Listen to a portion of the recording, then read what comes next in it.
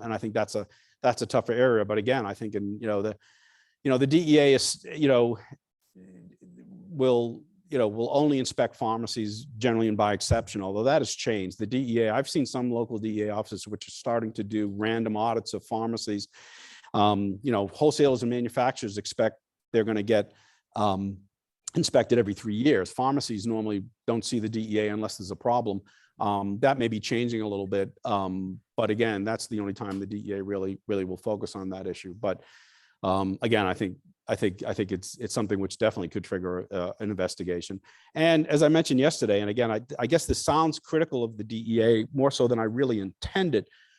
But again, to me, it's the inconsistency in some cases that you see. And one of the things, and I've said this to folks at DEA headquarters, I said, really, consistency out in the field is critical, because again, for me, when I'm dealing with multiple offices, if I have one office telling me one thing and another one says they're applying this standard, it's hard to reconcile that. And then I'm talking to the client, I'm saying, look, I want to elevate this to headquarters, and they're concerned as well. We don't want to. I said, yeah, but I can't get a consistent answer. And so we're having to live with an answer, which I know is wrong, but I'm not going to get anywhere with the local office. We're going to have to elevate it. So to your point, I think it's really going to depend on the nature of the investigations. And I would just like to see more consistency out there. I think it would help the regulated industry. I think it would help the state's authorities if DEA was a little more consistent in their approach on this. The other example, which I alluded to yesterday, was the 3PLs. There's got to be some resolution to that at some point, because it's really, from things I've been dealing with lately, it's just being clear as to who has the responsibility for what in terms of suspicious orders and due diligence is just going to be critical. So. Let's thank John again for another great presentation. I'm sure he'll be around if people have other questions. We do have another speaker up. This one will be virtual, and this is Joseph Bonzecki, a senior research forensic chemist with the U.S. Department or DEA, and he's going to be talking about methamphetamine and fentanyl production overviews. So we'll start here momentarily.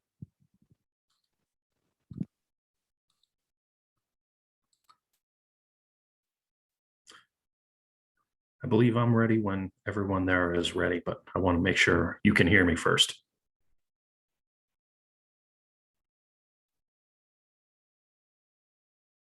Yes, we can hear you. Can you hear me?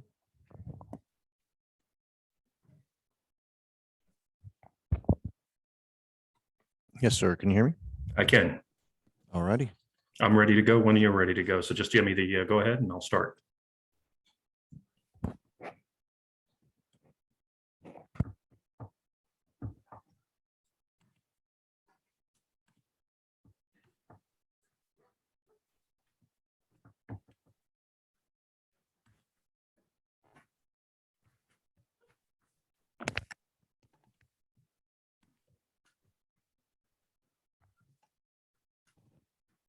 Alrighty, sir. We are good to go. All right, wonderful. Well, good morning, everyone. I'm glad to and honored to be presenting for you. Unfortunately, it could not be in person. We have some strictures that we had to abide by with my agency. But I'm certain everyone there put their feet on the floor this morning thinking, you know what I haven't had lately? A chemistry lecture. So I'm going to make this relatable. I'm going to make this direct and to the point. I will qualify first and foremost that none of the words I have here carry the weight of law or regulation, but really where I'm coming from is the point of view of a forensic chemist. So a little bit about me. I've been with DEA for a little over 20 years now, and my job as a research chemist is involved in the study and research and processing of illicit drug labs, both here in the United States and overseas for a lot of our foreign offices. As you know, DEA has offices in a great many countries, and we do work collaboratively with them in investigations, as well as the analysis and chemistry behind that. So that's what I'm hoping to bring to you today. And ultimately, even if some of the chemistry that I show you today may not necessarily hit to your specific expertise, I'm hoping that the context that I lend to this will be valuable to you. And if anything, I have my contact information. So I want you to know, I don't want you to hesitate to reach out to me if you have questions or any kind of a discussion you'd like to start afterwards. As I tell you, I spent about half my life answering emails, both on duty and off duty. So I don't want you to feel like you'd be alone in doing so. So we'll go ahead and jump right in. I will tell you, it's a bit of a challenge to present chemistry to such a wide variety. On any given day, I'm presenting chemistry to chemists, to investigators, to college students. So I can tell you it takes a little bit of a different approach to each, but also the underlying aspects of chemistry. So today is a pretty big challenge, and I hope I'm able to catch everyone up to a good level of understanding.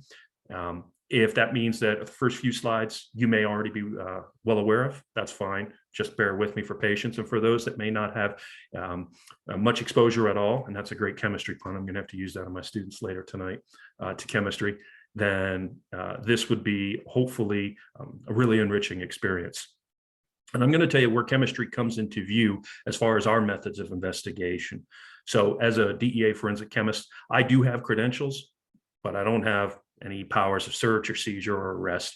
Really, my investigation is ancillary or supportive to a sworn federal investigator. But it does mean I also plug in with intelligence. It also means I plug in with policymakers. I plug in with our executives as, and I know this is going to sound tremendously self-serving, whether it is marijuana, whether it is a synthetic drug or some merging of the two, say with semi-synthetic and heroin, all drugs really distill down to chemistry. And not to put as we're important more so than we actually are, but in reality, one way or another, the details come back to the chemistry. And that's why, as an outward facing side of DEA forensic chemistry, I'm glad to present to you today. So I want to talk about the methamphetamine production and what it can mean to you, and definitely what it means to us as chemists and investigators. And fentanyl production, as it does vary between what we see in from Chinese firms versus, say, Mexican drug laboratories. So I've got a little bit of an overview of each. I will caution you that I do have a few slides there that have some chemical structures, but it's not about testing you on it. It's not about pointing out the minutiae of organic chemistry, but rather I want you to understand the big picture. And sometimes putting a lot of structures up there allows you to capture that. So some of the items that DEA does, and the reason why I'm putting this forth to you is when you talk to a DEA chemist, particularly a research chemist, there's 4 or 5 of them at my lab, we're drawing intelligence, we're drawing investigations, we're drawing peer-reviewed scientific literature to give you those opinions. I know it's easy or sometimes common sense to say, well, that's just a drug analyst. Fair enough. That is some of what we do, but it is by no means limiting to what we do or what we're experienced to. I was on a conference call with my boss this morning, and he looked at my calendar and he saw how many meetings I have, because I'm getting items from those meetings and I'm providing them to, because I think we provide an essential element, again, another chemistry pun, I'm full of them this morning, to investigations and policymakers. So I'm hoping that I can render that to you. We do perform synthesis, as you see down here at the bottom. So that means part of the studying is, does this recipe or does this reporting actually make sense? We perform that. We'll see if we get a white powder out of it, and we'll characterize that using some of our high-end instrumentation. We'll operate chemical intelligence programs, and I got a few slides on that as well, because we're able to take snapshots of the very fine bits of chemistry and report that back to you so that you understand, okay, over the trending time, we've seen purity rise, or we've seen methods of manufacturing change. I'm going to discuss that with you. And certainly, as it's very important, the analysis of suspected controlled substances. My laboratory, we get analysis requests from all over the world. We get referrals from state and local labs, and we are one of the few labs that can actually determine the structure of a newly encountered drug. Most people think that forensics labs identify complete unknowns. That's not true. Only a few can actually, that have the instrumentation, the experience, and the specially trained scientist to actually devise a structure or to identify what a new drug might be. And I will say here in the last 5-10 years, it's been, well, a very busy aspect at my lab. Just to put everyone on the same footing, a precursor is something that's absolutely essential to move forward in the synthesis. So if it's your recipe for lasagna, it's going to be your noodles. All right. It's going to be your hamburger that's going to go in after that. What you will not see are the reagents. Those are things like acids and bases and solvents that generally do not contribute to the structure. So if you want to make an analogy like a movie, your precursors would be your A-list actors and actresses, whereas reagents might be the bit player, something that's replaceable, someone that would not be noticed ultimately in the end product of the movie.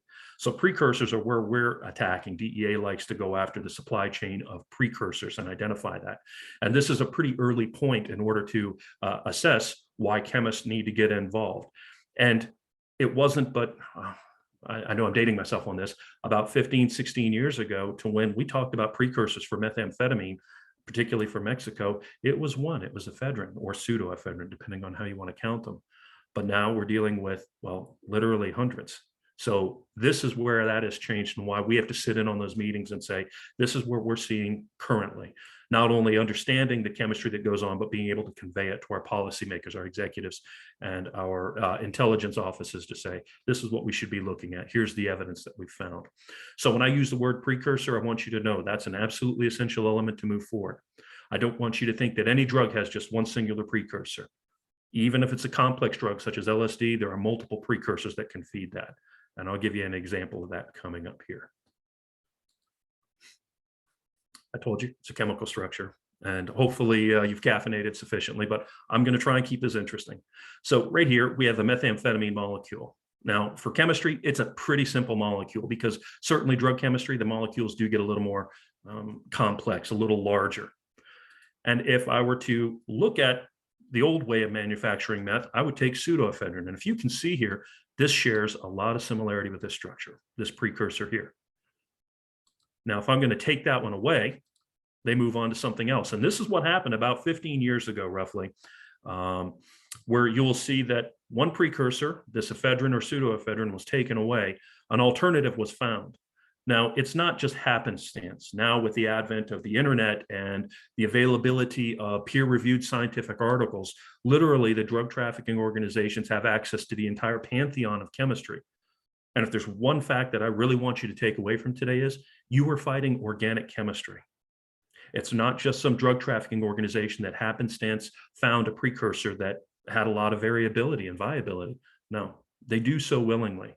They do so deliberately. They are hiring classically trained chemists such as myself to feed this manufacturing process. This is P2P, phenylacetone, which is a controlled substance federally. We can take that away. Then they started walking this reaction back another step, making the P2P available. And as you can see, this just got out of hand quickly. Oh, my apologies. I'm going to go back.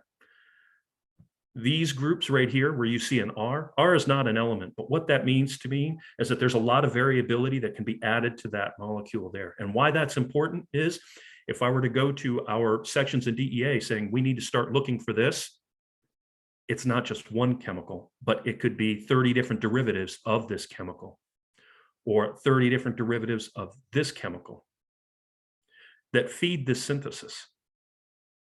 So when I say you're fighting organic chemistry, you're literally fighting dozens of different chemicals. And I might add, as we step away from methamphetamine to P2P, to this is phenylacetic acid, we start running into smaller molecules, certainly, but we also start running into molecules or substances that have a wide-ranging and known illicit use industry.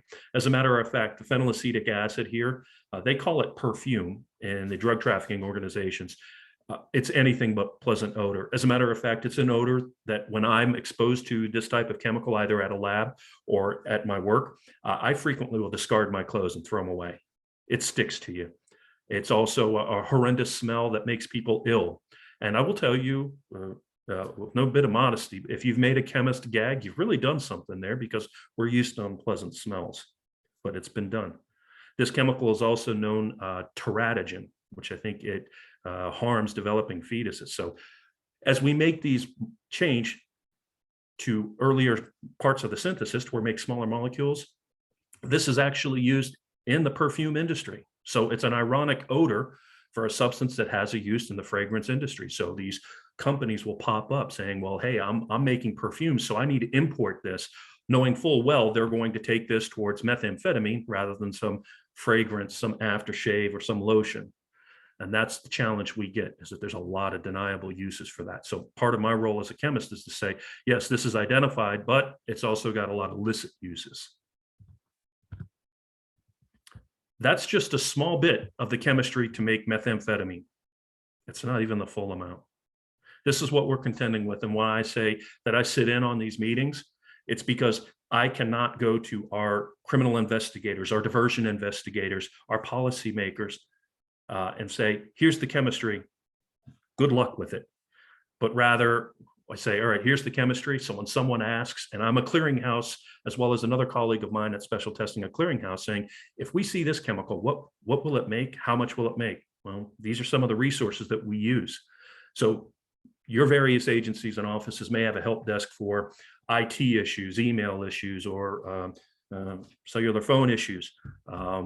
Myself and another colleague of mine, we serve as a help desk for a lot of DEA in relation to chemicals like this. And this is why when I say you're fighting organic chemistry, this is exactly what you're fighting. And this is why when this varies and grows from a small amount to a larger amount of chemicals, imagine the deniable use for a lot of these. They're used in good industry. You know, for styrene, if you were drinking out of a polystyrene cup, you realize styrene can turn around and make methamphetamine. It's being done currently. If you've seen pepper, if you used pepper to spice your food last night, or perhaps this morning, pepper has been used to make ecstasy, MDMA. So this is the real challenge that we come to when we talk about the production of methamphetamine.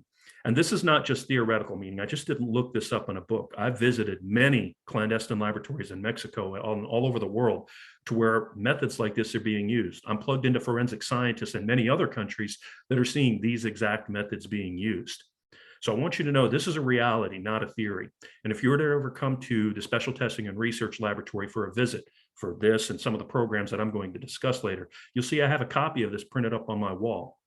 However, you'll notice it is also studded with a lot of white sticky notes. Those sticky notes are additions that need to be made to this because they're always coming up with something new. So this is by no means the entire amount of what can make methamphetamine or amphetamine, but this is, again, just a small portion of it. Organic chemistry, if you were to take that course in graduate school, you'd be challenged with a textbook that is at least 4 inches thick, and it's always changing. So with that happy note, how about some pictures? I've showed you enough structures to maybe make you nod off a little bit. Here are some of the laboratories. These are tantamount to the ones that I saw when I go down to Mexico. We haven't been down there recently, many reasons for that. But I will tell you what we consider large scale in the United States is it's actually really small scale compared to what goes on in Mexico. And some of the pictures coming up will show you. What you see here on the right-hand side are 30 to 50 liter reactors. It's a little hard to gauge their volume, but I want you to think of, and I know in the US, we don't use the metric system much, but 30 to 50 liters is a pretty good size reactor. It's not something you would see usually at a university or in a small lab. That would be something you would see in, say, a small pharmaceutical plant.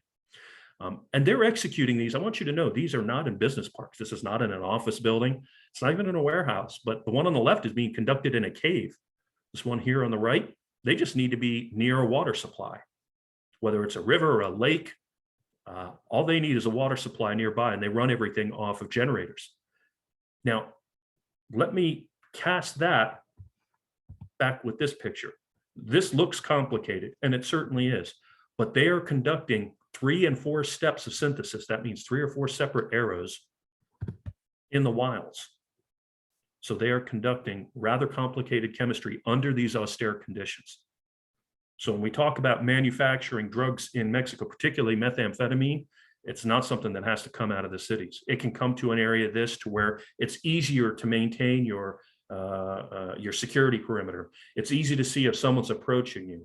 It's easy to conduct smelly or loud operations without anyone noticing because you are literally out in these jungle or riverine areas. This is a lab that I attended to. This is actually what's in Sam Quinones's new book, The Least of Us, which I think was just released, Queretaro, Mexico. and my apologies if I'm not pronouncing that correctly. This on the left is a 1,000-liter reactor. So if you want to gauge that, you'll see on the right-hand side at the bottom of that picture, you'll see typical stairs that you would climb. So that reactor there, 1,000 liters, even if you charged it halfway, so you filled it up halfway, that's still 500-liter reactor that you can move forward with synthesis. And unlike many labs, contrasting this with the pictures I had before, there's no duct tape, there's no baling wire, there's nothing that's been improvised, say with wood or nails or welding. This is professionally designed, installed, and operated equipment for the manufacture of methamphetamine. On the right bottom portion, you'll see, I think it was 1,400 55-gallon drums of methylamine precursor. On the upper right-hand corner is formic acid, and I forget the count off my head, but each of those, I believe, is 500 liters. They're called intermediate bulk carriers, or IBCs, that are full of these precursors that Mexico could get in and that they could stock. So I know we use the word continuity of operations in the federal government to make sure that if we have something that impacts either national security or weather or whatever it might be, the government still functions. Well, they have their own continuity of operations. This particular laboratory was able to manufacture methamphetamine any one of, say, 5 or 6 different ways if one precursor stopped coming in because it was identified and interdicted, or it was seized at a port, or perhaps a bribe wasn't paid somewhere in the supply chain from Asia into their lab, that this would continue to function. Now, if I remember right, the yields that I produced on this lab was 900 metric tons of methamphetamine that could still be produced. 900 metric tons, because they had precursors that hadn't shown up on the watch list yet, that they were able to get container after container after container in and store and wait for the day to when, you know, they had to move on. Meanwhile, their research chemists, their classically trained chemists that they put through school, are identifying the next group of precursors. So when we used to believe that if we shut off the pseudoephedrine, the methamphetamine would slow down, that's no longer the course. That's no longer the game right now, because now you can have methamphetamine any one of different ways through the P2P precursor. You can have them in bulk quantities, and you can make them yourself, or you can take 3 and 4 steps to actually make your own P2P, which is what they're doing now. And then they're able to stock this. So from the chemistry point of view, this is something that becomes very difficult to uphold, because now I have to advise our investigators, here's a dozen different chemicals that you need to be watching now. And of course, 2 weeks from then, it could change. So 2 ways which we get this information: we perform signature or profiling method, which I'm going to discuss, or we go and visit these labs. Like I said, here lately, we haven't been able to visit those labs, but this is how we get that information and pass that on. This is another lab I attended in Chiapas. This is considered small scale. I believe down in the lower left-hand corner was the L-methamphetamine. So just a little bit more chemistry, that if you use P2P, which is how a good bit of the world is manufacturing their meth, when you take P2P and make methamphetamine with it, that methamphetamine has 2 forms. There's a D form, which is the very potent isomer, the one that can, you know, if you abuse it, it can make you stay up for 3 days, make you want to disassemble your car, reassemble your car, maybe carry a firearm around, make you act out in those ways. But then it's also made with the L isomer, which doesn't have near the potency. Now, I'm not a toxicologist or a medicinal chemist, and he or she can certainly lead you down exactly what that means.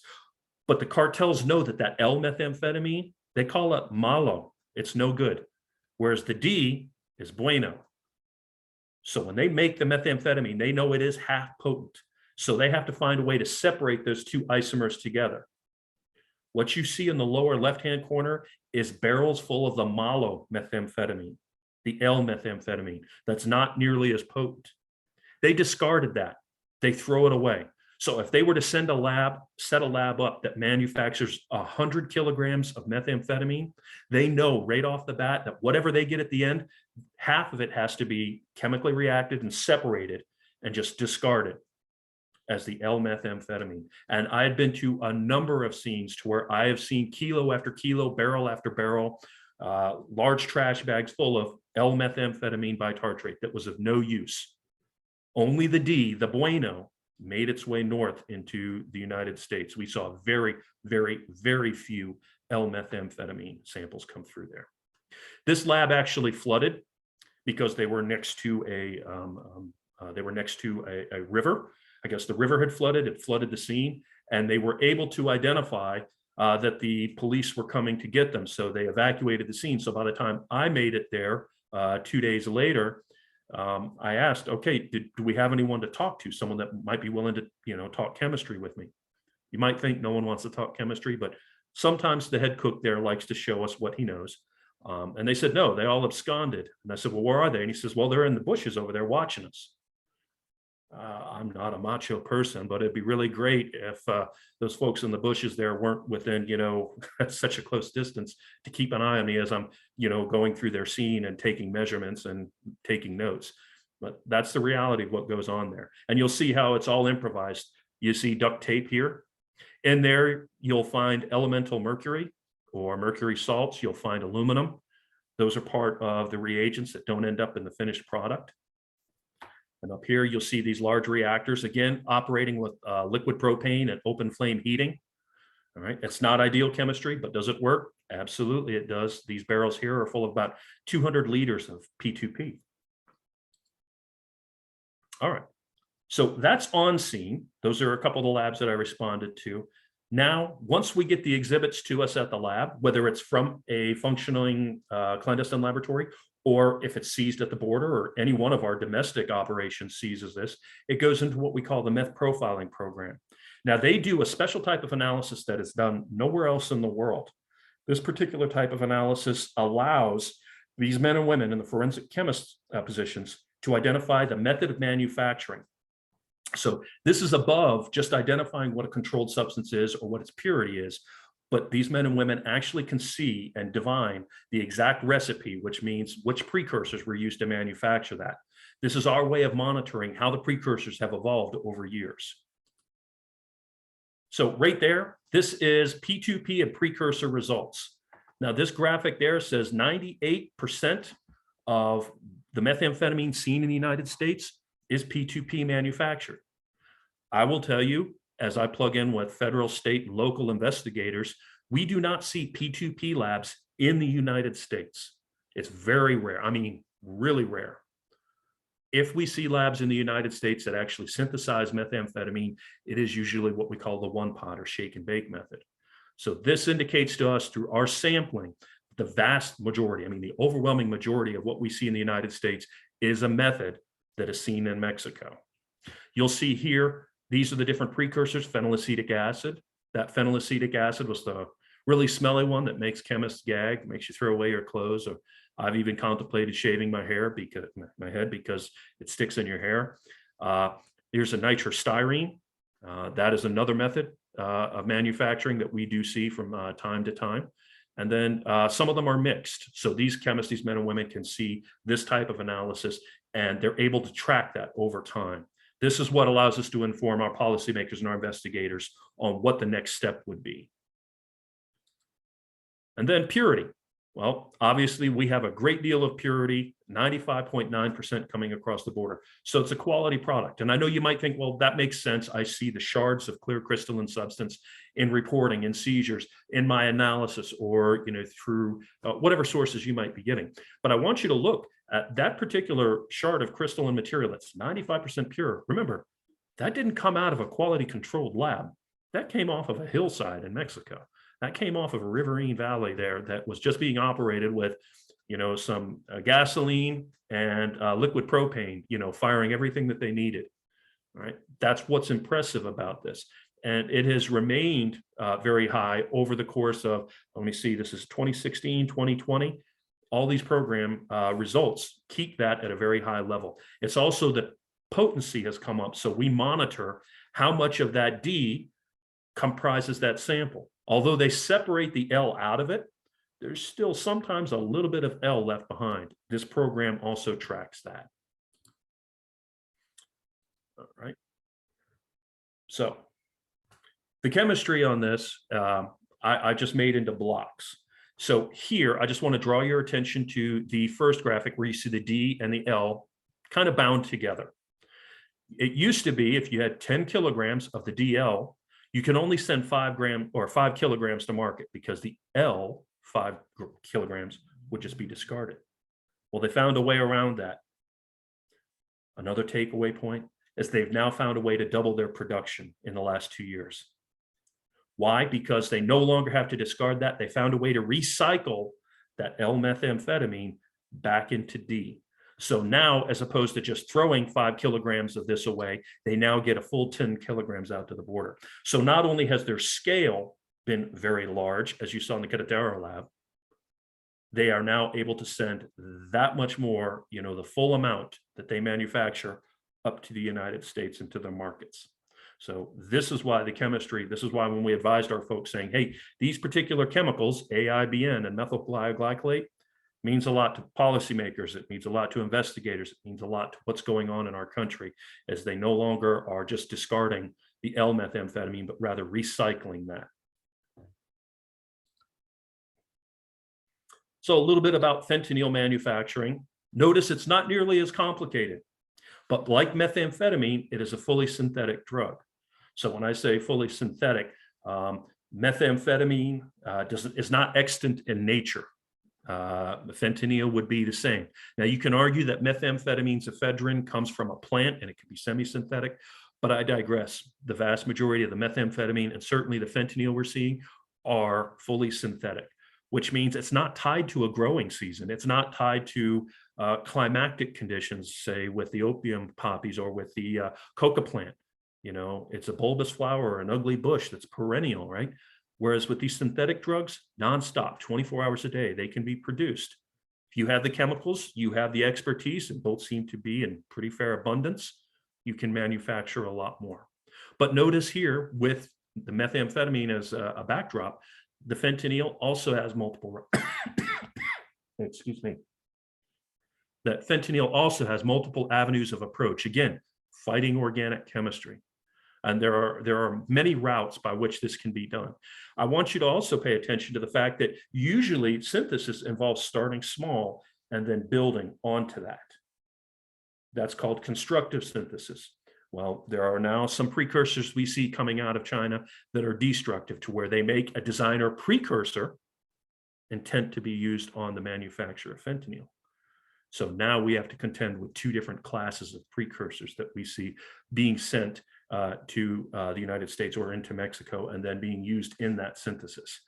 So this is, again, some of the controls. So if I were to present this to you today, and then let's say I get invited to present next year, you'll see this one grow. You'll also see the other presentation grow on the other slide to where we had methamphetamine. Maybe I'll get a chance to add in all the sticky notes. But it's until we get our feet under this, it's a little hard. We certainly don't want our efforts of control or regulation or investigation to be on chemicals that are no longer relevant, but we've got to stay current, which is why the forensic chemistry at DEA and their investigations help drive this forward and why they're so essential. These are just a few of the items that we track in the fentanyl profiling program. So there was the meth profiling program and the fentanyl profiling program. Each drug class has a research chemist at its lead, kind of like a professor in grad school. And then you have each of the forensic chemists working for them, where they'll work collaboratively to move the program forward, to identify the latest precursors, to identify the latest trends. And so for the fentanyl profiling program, they look at the Siegfried route, the Janssen route, the Valdez, and the Gupta. What's that mean to you? Let me just give you a little bit of hint for chemistry. If you're good in chemistry, maybe you get a method named after you. There's no Bazenko method. I'm not on that level, but that's fine. But Siegfried was, and Janssen, who helped devise the fentanyl class of drugs, certainly the Valdez and the Gupta. Now, if you're really good in chemistry, you get an element named after you. I don't think I have to worry about an element coming after my name, but this is why they'll give those names. It's also easy to relate them back to a particular route. Now, sometimes the routes are independent of each other. Sometimes they actually cross, and we'll use a similar or same chemical in the midst of proceeding. This is important because when we identify a route with a precursor, it helps us also get an idea on the types of reagents that might be used. So as we advise our investigators out there or our policymakers, we'll sit there and identify, here's the precursor, but here are some of the other chemicals that they will likely need in order to move that reaction forward. Although we may not control them or regulate them, it still gives us an idea about the markets that might provide those said reagents and solvents too. So this is an example, just a little bit of hint into what a forensic chemist life would be at the Special Testing and Research Laboratory. We will go through and analyze these samples and look for the details. So as with the meth profiling program and the fentanyl profiling program, we already have identified the fentanyl and quantitated it and identified any of the adulterants and diluents are in there. We give you the full spread of analysis. But then we go further to look for the little bits of information that would give our forensic chemists and our principal investigators an idea about how that was manufactured.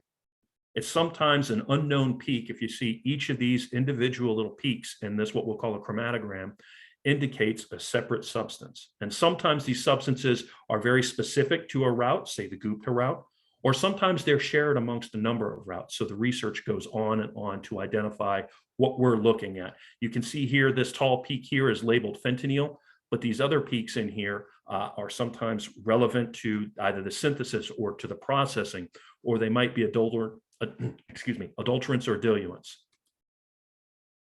Here's some of the report that program puts out, to where we'll say for the synthetic routes for what goes on in the United States 2020 to date, Gupta is about, it's about 2/3 of the samples we see in the United States. For the tablets, well, it's also the Gupta, not quite 3/4 of the amount.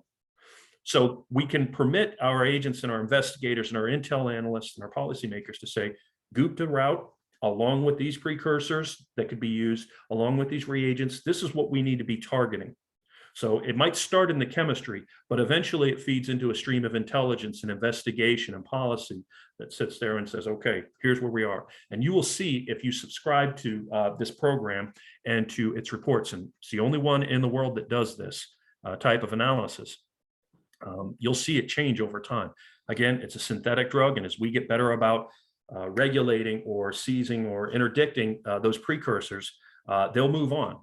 And they know this because why? They've been doing it for 20 years for methamphetamine, and Mexican cartels know how to get chemicals in. They know how to have them mislabeled. They know how to hire the people to identify those routes. And yes, we do see research labs in conjunction with clandestine laboratories.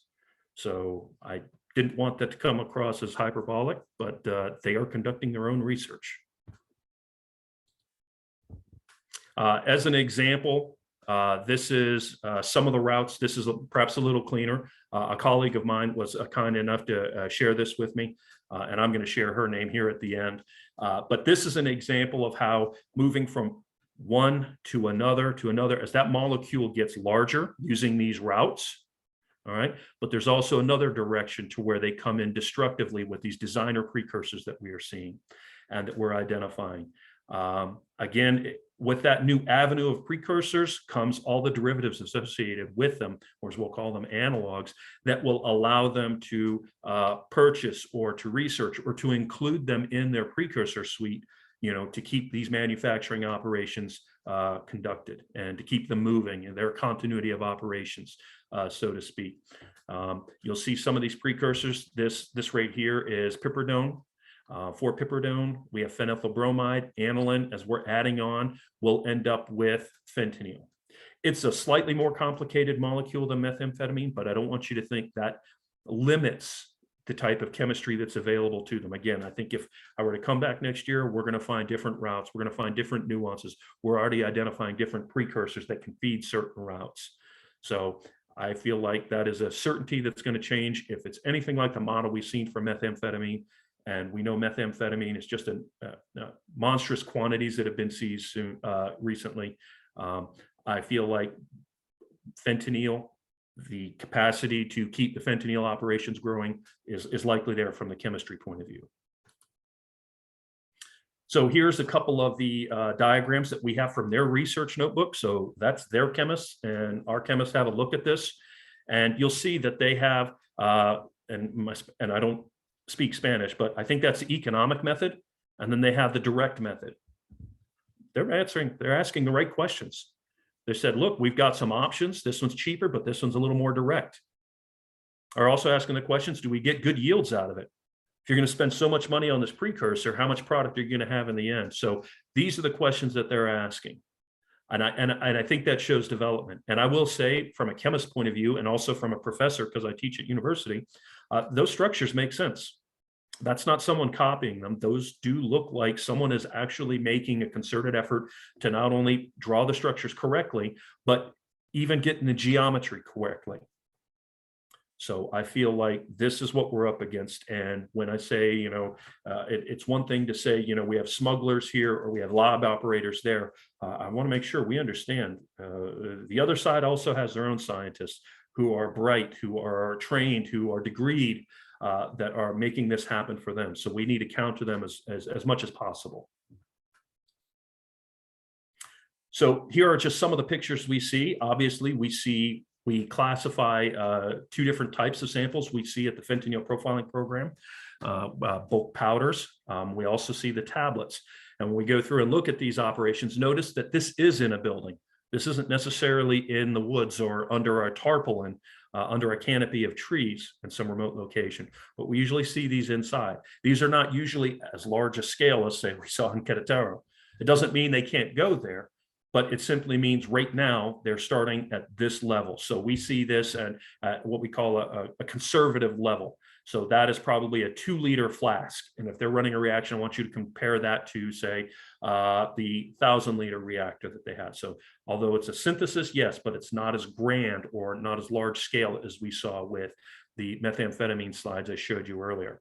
We do see these tableting machines very commonly. So the tablets, either that can be made there. We obviously see these types of operations in the United States as well.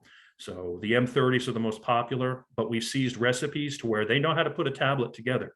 You might think it's a pretty straightforward operation, but it's not. It's actually a lot of trial and error to make sure a tablet, one, looks the right way. Remember, it needs to command a premium price. And two, is it going to be sticky? Is it going to stick to your machines, or is it going to be crumbly or fall apart? And when you add different things into the tablets, it can change that up. But we found them, they've managed to put this recipe together and actually execute not only the synthesis, but the tableting of these that come across the country. And our program tracks the purity, our program tracks the amount of fentanyl seen in tablets over years. As a matter of fact, if you've been following the DEA administrators, one pill can kill campaign, this is a great example of what we're looking at. All right. So here are just some of the precursors that we have shared. So we do have a good collaboration with the Mexican prosecutor's office. I think it's their attorney general's office, the FGR, where we will chat with their scientists and they'll chat with us, and we'll discuss the types of chemistry that's involved, not only from the synthesis side, but the analysis side. And we're in the process of sharing that information so that they can provide valuable information to their investigators, their intelligence analysts, and certainly their policymakers as well. So what you see on the right is a precursor called 4-fluoro-AP. That will actually make fluorofentanyl for a while there, and I'm not sure if this is still being seen, but we saw a rash of fluorofentanyl, not only at some of our border seizures, but we also saw them in places like Ohio and Illinois, to where it would show up. Generally, we do not see a lot of the fentanyl, what we call derivatives or analogs. Generally, that's something that's sometimes seen at the border a little more, and it would be pure rather than adulterated or diluted. And we would usually see those in smaller scale, say ½ kilo or maybe just under a kilo, shipped through the mail. But for the large bit of seizures of what we see at the border, they're powdered or they're tableted, and it's fentanyl itself rather than being an analog. So here's an example of just what we see here. This is a 4-AP, which is one of the precursors we see, just, seized in Mexico from Southern Asia in 2020. So we get this type of reporting. A lot of times it will be intentionally mislabeled at the company itself. So we have these scanners that we will bring in and give to our investigators and say, scan it with this. We use Raman scanners, a particular type of Raman scanners actually. and then allow that to see, well, it's reported as talc, but it's coming back as, this chemical. They'll call us at Special Testing and Research and ask, hey, what does this make? Almost every night I get a call from Homeland Security Investigations, HSI, the DHS investigative agency. And they'll say, what does this chemical do? We're seeing this at our ports, and we're looking into this. And a lot of times they'll say, well, what's being labeled and what's being identified are two mutually exclusive things. They know that that's a problem for us, but we're trying to equip our investigators, both in DEA and outside of DEA, with the tools to help see past that. So this one, I guess, was out of India. So we have Southeast Asia and Southwest Asia providing these precursors. This is an interesting one. If you look closely, you'll see there is a recipe at the top, but you'll see some, I'm going to guess, Mandarin down on the lower left hand. So not only will they sell you precursors in Mexico from China, they will actually coach you on how to take these exotic precursors and move forward with the synthesis. Isn't that nice? It's not bad enough you're selling a chemical under other terms, but you're coaching them on how to manufacture that or how to incorporate that into an illicit drug scheme. This is the type of chemistry we see, and that's what we're competing with. Here's the recipe that was able to provide them on how to take that precursor, that what we call a designer precursor, and incorporate it into a fentanyl synthesis. It's disheartening. It really is. It's not to say that the Mexican clandestine laboratory chemists maybe couldn't come up with it themselves, but if you're going to sell a product, maybe that product has more value if it comes with instructions. But again, I don't want to editorialize. I will just tell you that with the chemistry, I think providing these chemicals under one guise, but then sending information about another process, I think that's just sad. Some of the tableting machines that we see photographed in Mexico are from China as well. More of the research efforts that we saw, their chemists are not only identifying those precursors, but how to scale them up, how to purify the product, and how to observe. Because remember, there's a difference between a chemist and a cook. A chemist can devise the recipe. He or she comes up and says, okay, here's the route that you need to take. A cook merely follows that recipe. So it's one thing to say, okay, the chemists have identified this method. They now have to find a way to put it on a level to where someone that may not have had any chemistry at all, but that person can conduct a 4-step synthesis because they're told what it looks like, what it should smell like, how much volume is left. That's what these research notebooks are telling us. What you see there underneath the DEA and FGR label on the right-hand side, those are thin layer chromatographic plates, TLC plates. Those are ways in which you monitor a reaction. If you fail with the reaction, then you bought precursor for nothing. So they're finding ways to modify that, or they're finding ways to incorporate that. That's how sophisticated this is. And of course, you see up here underneath, what I'm going to guess is a solvent. Only a solvent spreads ink that easily. A synthetic route. All right. When someone says synthetic drug, seized in great quantities in this country, what can you make the assessments? This is our chemistry take on it. Again, not to step in front of our investigators, our policymakers, or our criminal investigators. But from the chemistry point of view, they are using classically trained chemists. This isn't guesswork. This isn't someone, on their phone with Google for, 5 minutes. These are men and women who are conducting their research. All right. They are obviously looking down the road for the next set of precursors. It used to be you had to search for precursors, but it seems like there is a viable industry in Asia to look and manufacture those precursors before they're even asked for. We saw that with the cannabimetics, the cathinones, right? Where we saw designer drugs that no one knew anything about, but hey, lo and behold, they're available online. Well, why wouldn't we expect that with these precursors? So that's a challenge, because if I'm going to look ahead for my own agency or for my own government or for my own public interest, hey, what are the next precursors used for fentanyl? Well, if it's not in literature, I'm left guessing. But if someone over in Asia is designing these precursors, well, then we find out about it when it's seized. And I feel like that's a little late in the process. All right. So there's obviously, with consultation with very large chemical industries, China and India have a very large chemical and developed chemical industry. I can tell you, to get my chemistry degree, my undergraduate, I had to learn a foreign language, and I was given 4 choices. I'm sorry, I was given 3 choices. I had to learn Mandarin, Russian, or German. I took German. It's the closest language to English. It was easy, and there was a lot of German actually spoken in Texas. However, the reason why those languages were spoken, because a lot of the articles or some of the literature is still spoken in those languages. So I still have, as a matter of fact, one of the articles I published 2 years ago in collaboration with the university is published in a German journal. So it helps that we have to know this, but that's why, because these countries, Germany and Russia and China, have a long history of working with chemistry and in chemistry, and still have a very active research and publication world to their own. All right, and it's multiple synthetic steps. So if you were to come to special testing and research laboratory, and you were to see some of the steps, you'd see, wow, this is long, or it looks complicated.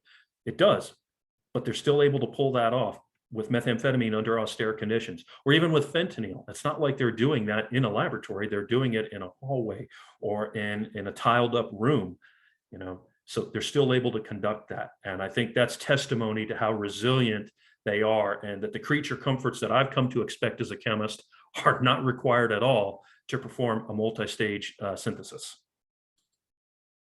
All right, and that is my last slide.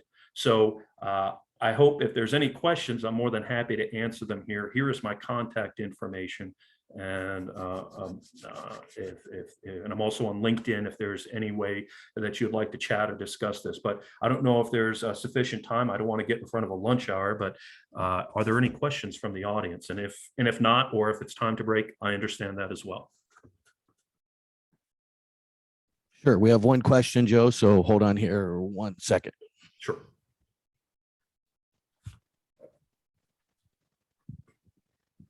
Hi, Joe. This is Nick Reuter from Indivior.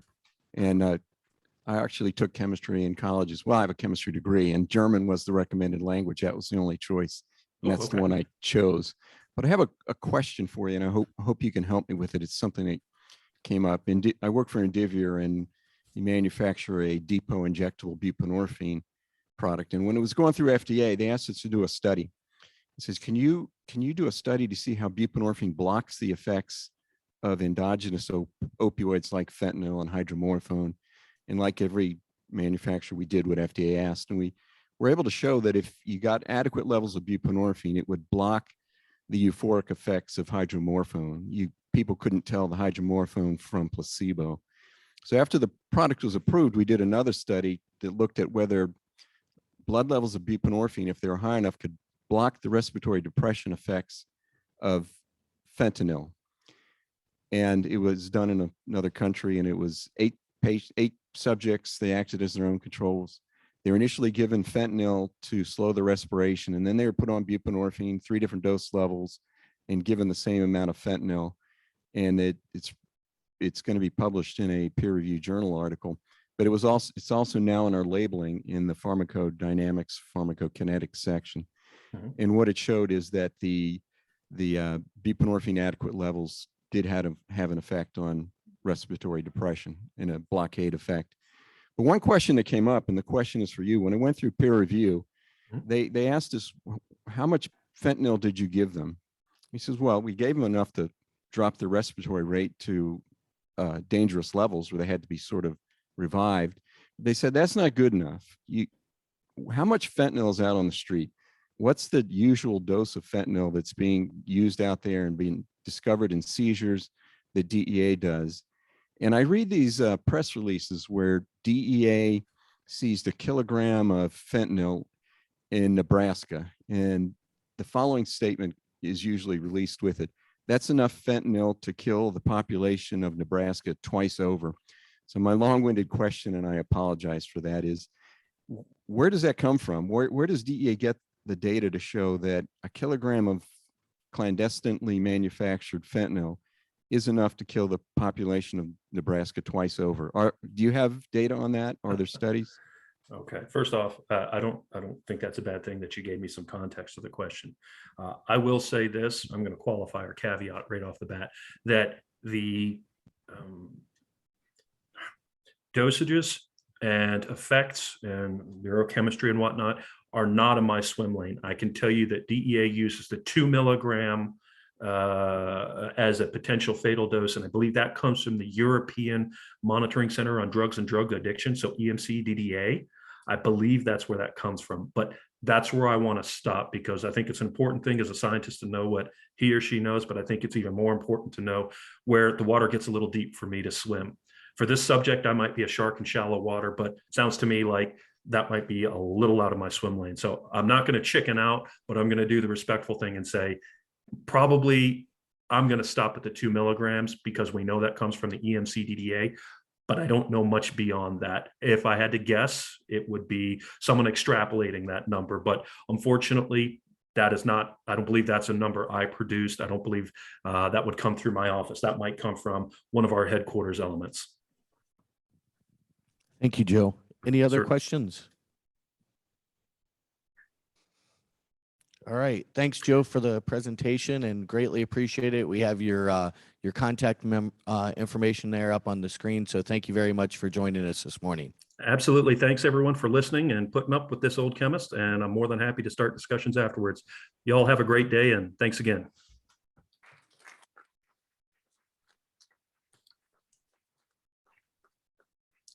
We will now be taking a 10-minute break. So we'll see you back in about 10 minutes. Thank you.